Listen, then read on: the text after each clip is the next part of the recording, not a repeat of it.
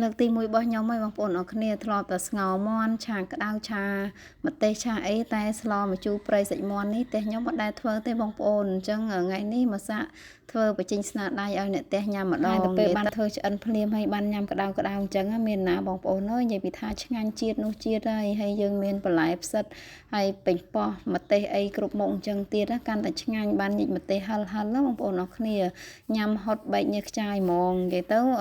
ខ្ញុំអត់ដែលធ្វើទេបងប្អូនហើយនេះដោយសារតែអ្នកផ្ទះគាត់ក៏មកដែរពេលខ្លះអ្នកធ្វើម្ហូបមិនដឹងថានឹកម្ហូបអីទេដល់តែសួរអ្នកញ៉ាំបើថាអ្នកញ៉ាំចង់អីធ្វើឲ្យគាត់ហ្មងទៅកុំឲ្យបាក់រស់នឹកយូរហើយបើសិនជាយើងនឹកពីផ្ទះទៅវិញទៅទិញម្ហូបនៅផ្សារវាលឿនបងប្អូនដូចខ្ញុំអត់បើថាយើងអត់បាននឹកឃើញទៅទេទៅផ្សារវិញនឹងអាយុហើយអ្នកខ្លះគេគិតថានៅផ្ទះស្រួលណាមិនបាច់ធ្វើអីទេមិនបាច់ធ្វើការងារអីនាំ stress ទេបងប្អូនហើយក៏ពិតទៅអ្នកនៅផ្ទះការងារ100មុខហ្មងក្រោកឡើងបោះផ្ទះជូតផ្ទះលាងចានបន្ទាប់ពីលាងចានដាំបាយហើយត្រូវរៀបចំងូតទឹកឲ្យកូនទៅសាលារៀននិយាយទៅមើលថាកូនច្រើនដូចខ្ញុំទៀតបងប្អូនអើយការងារតាំងពីព្រឹកដល់ថ្ងៃហ្នឹងមិនទាន់រួចផងទ្រាំតែបានរួចធូរដៃហ្នឹងហួសម៉ោងបាយព្រឹកបាត់ហើយនិយាយទៅមួយថ្ងៃគឺរវល់ទៅនឹងការងារផ្ទះហ្នឹងឯងបើថាឲ្យអ្នកធ្វើការមកធ្វើការងារផ្ទះវិញមិនដឹងគេគាត់ល្អមិនទេបងប្អូនពួកអីគាត់ធ្លាប់ធ្វើខ្លួនស្អាតស្អាតស្លៀកខោអាវស្អាតស្អាតទៅធ្វើការបាត់ណាគាត់អត់ដែលនៅផ្ទះធ្វើការងារផ្ទះអញ្ចឹង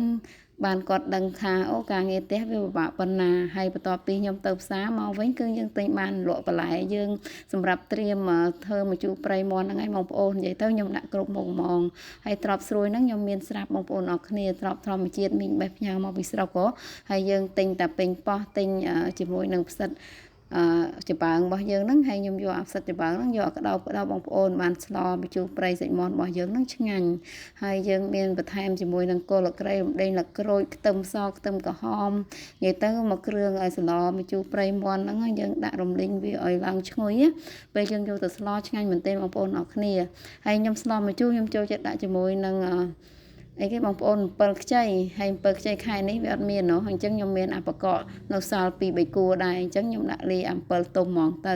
បន្ទាប់ពីនឹងមកយើងចាប់ផ្ដើមមកដាក់ឆ្នាំងមកហើយយើងដាក់គ្រឿងដែលយើងបានហាន់មិញហ្នឹងយើងលីងកូរវាឡើងឈ្ងុយបន្តិចមកបងប្អូនអរគ្នាហើយទៅមកខ្ញុំចាប់ផ្ដើមដាក់សាច់មាន់របស់យើងកូរវារៀងដាច់ទឹកដើម្បីឲ្យវាកាត់ជាតិ